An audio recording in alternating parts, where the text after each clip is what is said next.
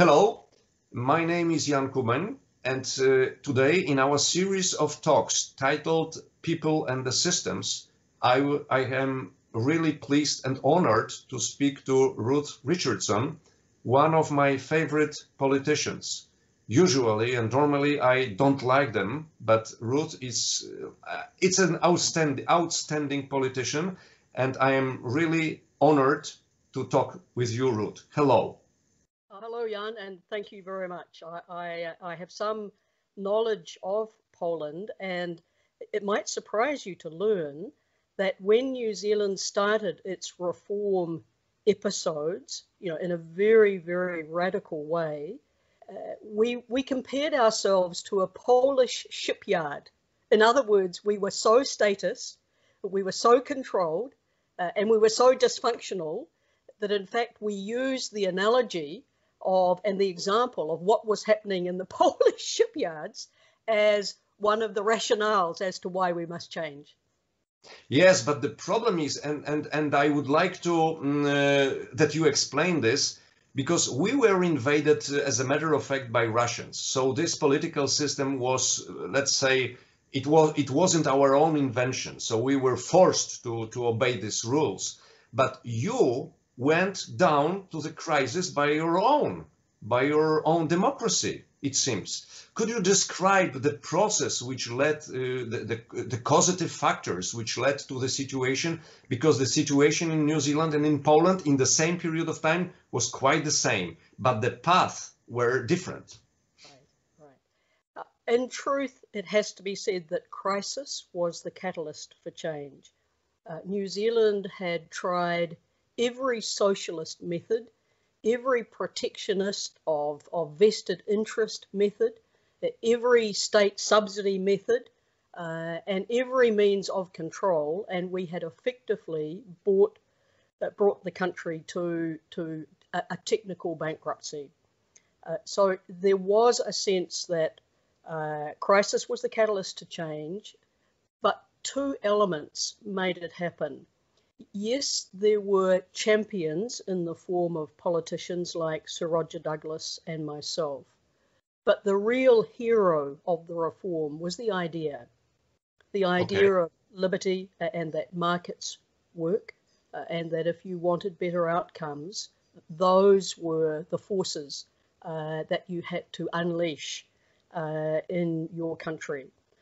So there was a coincidence of a crisis in terms of dysfunctionality and non-performance, and a championship at both the political and official level, and at the key influences in the private sector. There was a concurrence of view that we needed to make a radical shift from our statist past. But it was your own, you thought about Sir Roger Douglas, only two politicians thought about this, or it was a, popular idea to make changes? No, it wasn't a popular idea. So in that sense, the politicians were ahead of public sentiment. Public sentiment was, we can't go on operating like this, but it took then the quality of the design and the quality of the coherence of the reform and the quality of the advocacy to put New Zealand on a reform path that was capable of delivering results. And there are, always a number of audiences that you have to appeal to, but first and foremost, we as politicians knew that getting elected for its own sake was not the prize we were after. Roger Douglas and I were agents of change. We were radical reformers, and we sought to transform our performance. And the common feature, other than the idea of embracing freedom and markets, the underlying intellectual force, in fact, came from the New Zealand Treasury. So the officials who had spent time when New Zealand was really just a dreadful basket case, the veritable Polish shipyard, our officials at the very high level had made it their business to understand from a first principles basis how you could just effectively rewire institutions, rewire public policy, and completely transform the incentives that were at work. So Roger Douglas and I were very fortunate that, you know, we came to the party, if you like, with our ideas and our principles, but we were very fortunate that we were working with the officials who were hand in glove with us, and who, instead of being, you know, resistors, you know, in many countries they might say that the elected government is just, you know, the temporary institution. The permanent government is the civil service. In this case, the very top of our public service were in fact very well informed, very enlightened, and, you know, it was a fabulous combination of And a championship. Yeah. So they supported you, yes, in this introduction of the reforms. Well, not only did they support us, but they had their own, if you like, agenda that they had published. So we have a tradition prior to an election, the civil service down tools, and they write a post-election briefing paper. And the post-election briefing papers in 1984, which were in fact, I mean, they were, we have an Official Information Act, so they were in the public domain. But that advice to Roger Douglas effectively gave him the wheels that he was able to deploy. The wheels were put in motion. You know, he was able to say, right, this is what we're determined to do. This is why we're going to hold office, and this is how we want to govern. And if you like, the capacity to execute against that, you know, strategic intent was a function of the quality of our public service. Okay, so can we say that only you and Roger Douglas, who was a politician from the just opposite party, so usually you have to quarrel, and you started to cooperate. So how it came that you started to cooperate? Well, it was just at a very macro level. It was a period in New Zealand's economic history where the forces of change were in the dominance. So that was the dominant political, if you like, view. And Roger Douglas came, as you say, from the left, the more socialist side, and I've always been a free market person, so I've never changed my philosophy, but he did. And there are many who would say that it was an aberration. And in a sense, you know, both of us were philosophical deviants in the sense that Roger Douglas came from a Labour Party, you know, a socialist background, and yet he was, you know, promoting and advocating and instituting free market reforms. And in my party, traditionally a conservative party, a party of management, for a period, they were able to give me a platform and entertained radical free market ideas. And both parties have now reverted to type. So it was just a period in New Zealand's economic and political history where we had very, very radical reform that put in place very different set of incentives, and more importantly, bolstered the policy intent by the institutional reform. Because having institutions like a central bank, like a fiscal institution, you know, like, of course, your courts, those institutions have been crucial in terms of continuing to maintain that policy setting and continue to harvest dividends from that policy setting. So if we have a situation now in Poland that the central bank is cooperating very strictly with the politicians, and they support printing, making fiat money, I think it's a very bad situation. Yes, but because effectively you're corrupting the role of the central bank. And one of the pillars of our institutional arrangements at the macro level was to have an independent but accountable central bank. And so as a Minister of Finance, I'd held office for a few hours, and the first thing that I did was write a policy target agreement, like a proper contract, with the central bank governor that said, this is your mission. You are to keep inflation between 0 and 2%, and except if there are extraordinary circumstances like a big oil shock, that's your mission, and you're accountable for it, in the sense that if you stray outside that path, it's accountability means off with your head. So that institutional framework has been absolutely crucial, and I put in place its fellow travel at the macro level, which is the fiscal institution, my Fiscal Responsibility Act, which, completely new rules of the road, proper accounting for both, asset management as well as budgeting. So you think about not just, cash, you think about, assets and liabilities. That fiscal institution has held hands with the monetary institution to stand New Zealand in good stead. And in fact, yesterday, Standard & Poor's issued a new AAA credit rating for New Zealand. We're the only economy in the world to get an upgrade. And I just want to read, because it does vindicate the architecture of the reforms. And the architecture was the ideas and the institutions that would sustain the ideas. Because as individuals, which is the third element of the equation, every politician has a finite life. So you couldn't just rely on an individual. It had to be the idea and the institution that bolstered it. And what Standard & Poor's have said is New Zealand's stable institutional and governance settings are key credit factors underpinning the sovereign rating.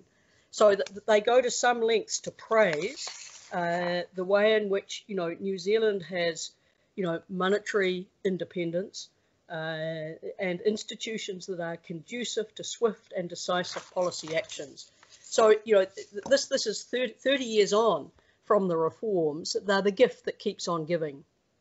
Yeah, so you created a system. So I am an engineer.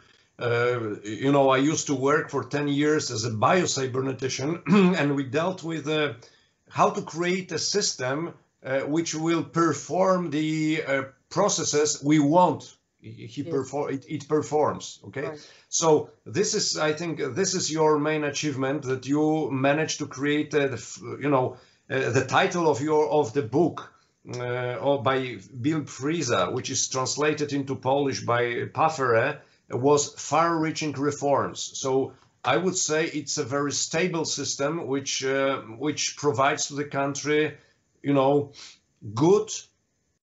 It's a good system for the people, just for resolving all the problems, because when we run the country, there is plenty of problems, and your system is quite stable and is providing good results for so long time.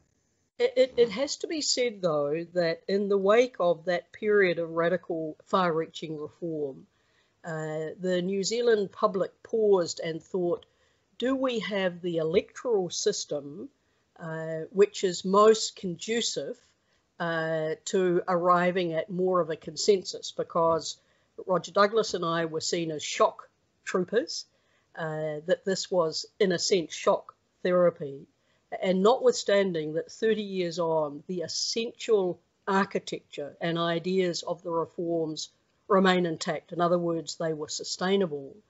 There was a view that there needed to be a more representative electoral system. So we went through direct democracy and we had 2 referenda, and New Zealand chose, as I left office, to move to the German multi-member proportionality system.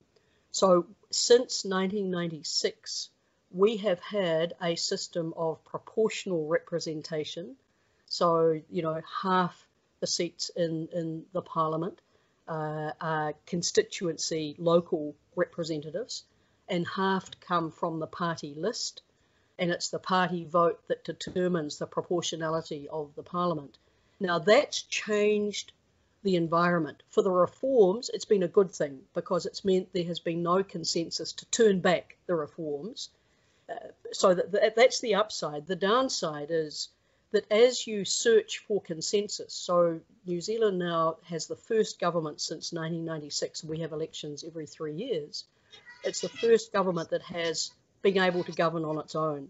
So governing in a coalition has led to a dilution of the quality of decision making, in my view, dilution of the quality of public policy.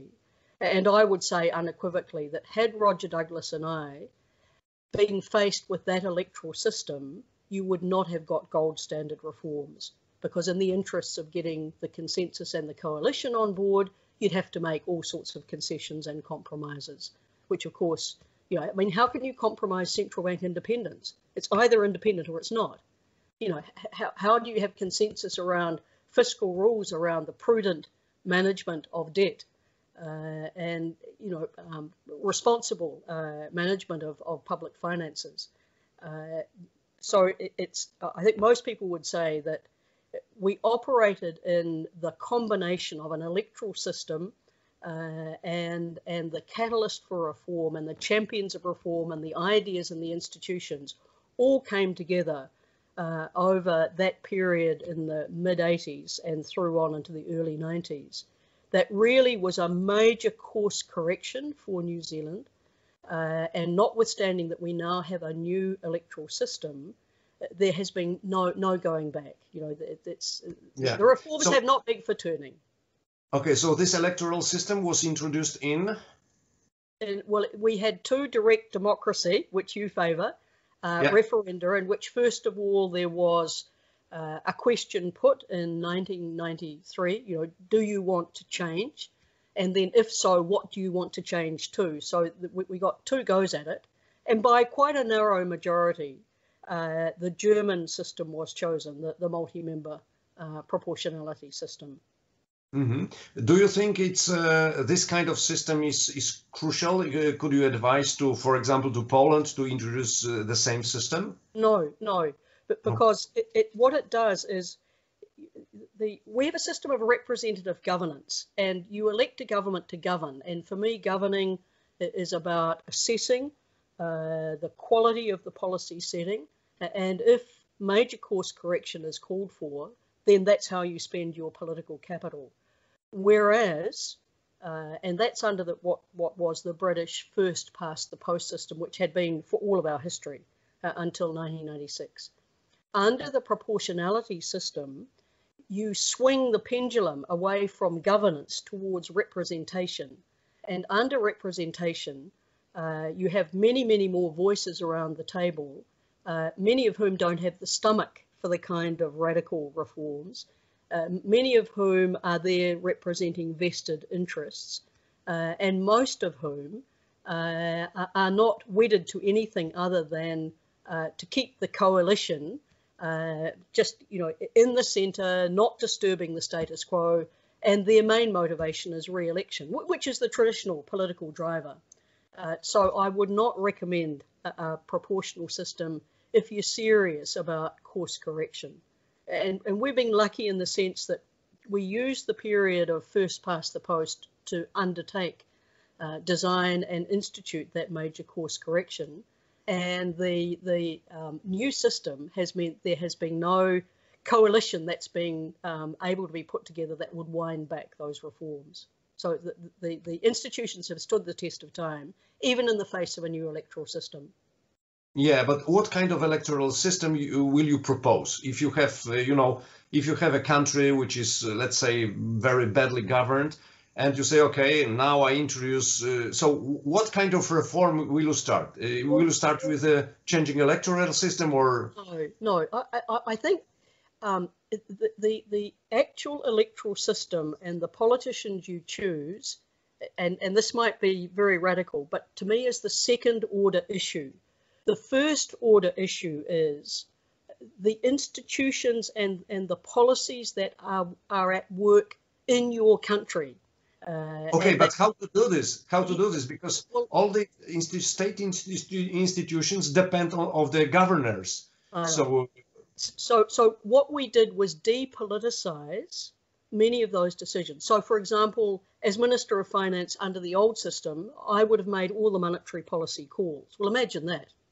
I had the fiscal on the one hand and monetary on the other. And when I wanted to get re-elected, I'd just, pump up the money supply. People would feel good, vote for me, and then, you'd have the hangover that would follow later. So we, in a sense, took out of the party political domain the crucial settings. And if I were to really put my finger on what were the crucial reforms, making the central bank independent, applying a set of fiscal responsibility rules that prevailed no matter who was the government, instituting proper accounting for all of the state resources, assets and liabilities, as well as cash. I mean, most countries budget on a cash basis. It's ridiculous because, the assets and contingent liabilities that are building up are a really important part of the equation in many countries where the state owns many of those assets. So if the country wants to get the best resources, you can't manage it if you're not measuring it. So we instituted two reforms in the public sector. One, the financial accounting reforms instituted just private sector accounting, accrual accounting, across all of the financial reports and the budgeting. They held hands.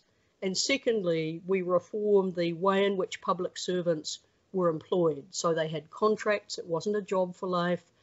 We made very clear we budget on the basis of outputs, not inputs.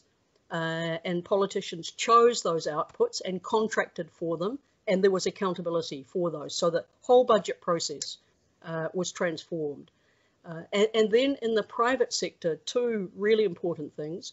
One is the embrace of free markets. So New Zealand, like Poland, is a very small country. To earn our standard of living, we have to trade beyond our borders. Absolutely. We're not a big enough population to get wealth generated within our own country. And so for us, we'll get free trade anywhere we can get it. So if you look at any of the free trade initiatives in the world, you will find New Zealand's name as probably the first cab off the rank, the first advocate. So the Trans-Pacific Partnership, New Zealand was the initiator of that. And the reason that we do that is that the freer the trade, the better the opportunity for us to play to our competitive advantage. So in the private sector, going for open markets was critical. And then the companion reform was on the labour market side, where we said the labour market, you should be free to work. You should have a contract. There should not be three parties at the table. There should not be the union and the employer and the employee. It's effectively a contract between the employer and the employee. And that will be framed around the services rendered and the value created, and therefore the value passed back to the workforce. So those companion reforms, public sector, private sector, that's what transformed the landscape, which meant that the politicians that came subsequently had a very different environment, and they were more highly constrained by those institutional checks and balances. So how do you get the breakthrough? Yes, you have to have politicians as part of the breakthrough. You have to have, and you've seen that in Poland, you have to have leaders elected on a ticket to be agents of change. And the critical thing is not to waste your political capital on reforms that won't stick and that are poorly designed. For us, the coherence of the reforms around fiscal and monetary policy, open markets, labour markets, those things all holding hands provided a real coherence. And we were able to use that moment in time we had, the catalyst for the reform, to institute, gold standard reforms. And yes, that did take political will to do that. I accept that. And that's what, changed forever the political conversation in New Zealand. So no political party now would ever seek to campaign for office on the basis of just spending money as if there were no tomorrow. Which is the case in Poland, is the case in Poland, unfortunately. Ruth, thank you very much for this, brief, short introduction for the political reforms you performed and you achieved. I would like to ask you about yourself, about your history, how you became a politician. Was it a dream? Was it a dream of your dream from the very beginning when you were in a school, or what was the path? Well, it was in my DNA, I have to say. My great-grandfather was a politician. So my grandmother, his daughter, was a political activist, as was my father. Though those two generations didn't hold office. So I grew up in a typical New Zealand farming family, and unlike most farmers in the world, New Zealand farmers are free marketeers.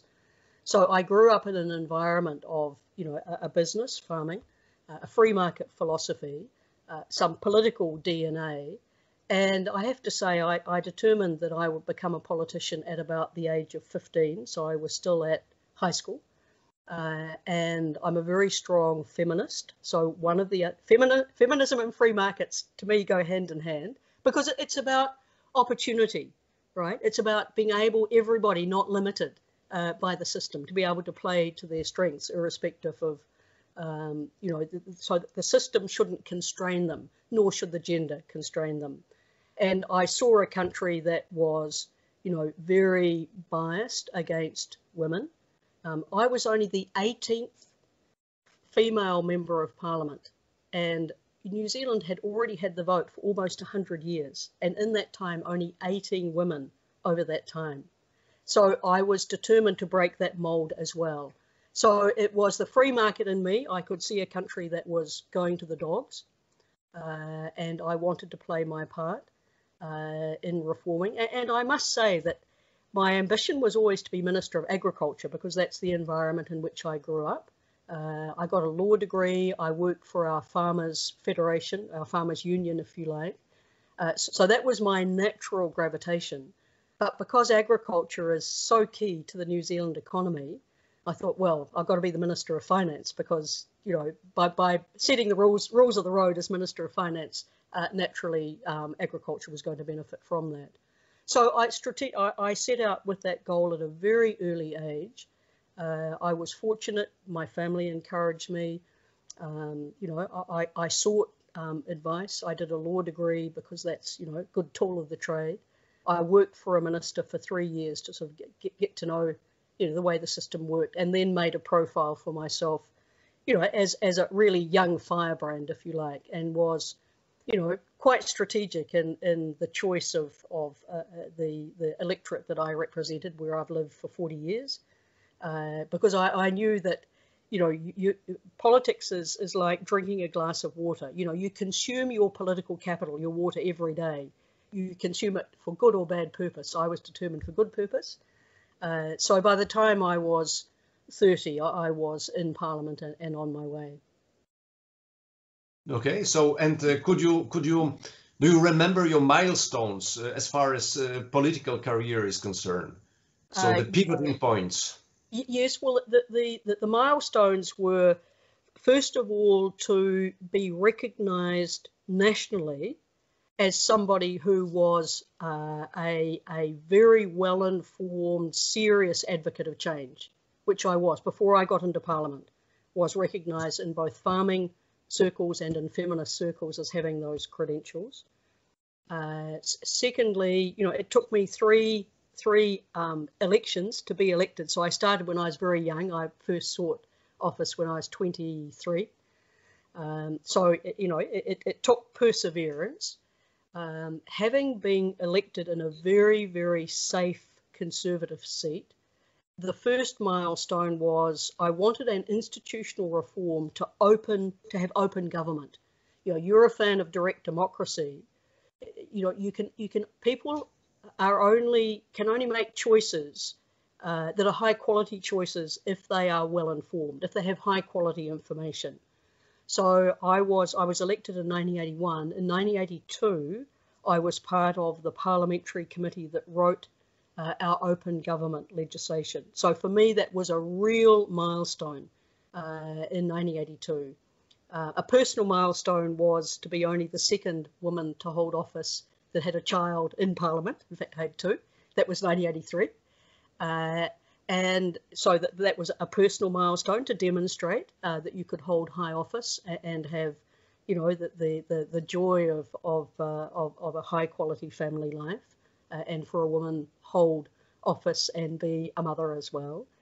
But I have to say, my husband gets the prize for being yes. He was a champion parent, that's for sure. The next milestone was, when Roger Douglas took office, my party was very badly beaten, and my party had been the government more often than not. The Labour Party was the exception, not the rule. And I determined that in opposition, you are never stronger if you're a person who has an agenda of ideas. And so the next milestone was to use that time in opposition, to become promoted to be the shadow Minister of Finance. That was a pivotal point. And then secondly, to control the agenda for governing. So our manifesto was written, you know, I was seeing what Roger Douglas was doing, and I was seeing the unfinished business. And it was quite a tricky political act because, as you say, usually political parties quarrel, you know, they're black and white. And so on the one hand, I was praising the reforms of Douglas, but saying they don't go far enough, which was quite a tricky narrative to have. But I managed to persuade my party that if we reverted to the old days, we would go on being defeated and be in opposition as we were in 1987. So I used the opportunity to write the agenda in 1990. We were elected by a landslide at the end of 1990, and it only took 6 weeks for the essential elements of the agenda to be instituted. And the reason that I was so quick out of the blocks were that we'd prepared all of that ground in opposition. So that was a real milestone for me. Probably the two milestones of which I'm most proud as a Minister of Finance were being the first Minister of Finance in the world to produce the public accounts in full accrual form. So that had never been done in the world before. And then in 1994, as I left, to write the rules of fiscal responsibility, which really set the gold standard. You know, now you've had all kind of fiscal rules. The trouble is most of them don't work because they don't prevail over all of the assets of the state. They only look at a narrow band, whereas ours was comprehensive. But writing those fiscal rules and instituting them was the major milestone as I left. So, you know, I can look through and chronicle those and wear it all as a badge of honour. I mean, as you can imagine, I talked about using political capital. I had to use every last bit of political capital in order to institute those reforms. Yes, and now, what are you doing now? As far as I know, you are running a company. You are doing this for pleasure, or?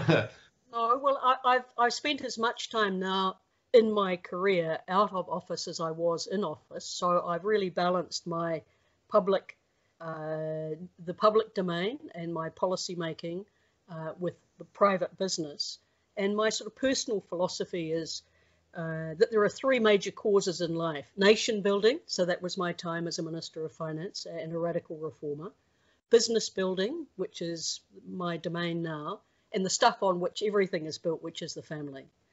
And so for the last 25 years, my prime role has been as a director of private sector companies, helping grow wealth in those companies, grow wealth obviously for shareholders, but grow wealth for the nation itself. Because, you know, Minister of Finance has no money of her own. You can only ever get the money either that you borrow from creditors or that you tax people for.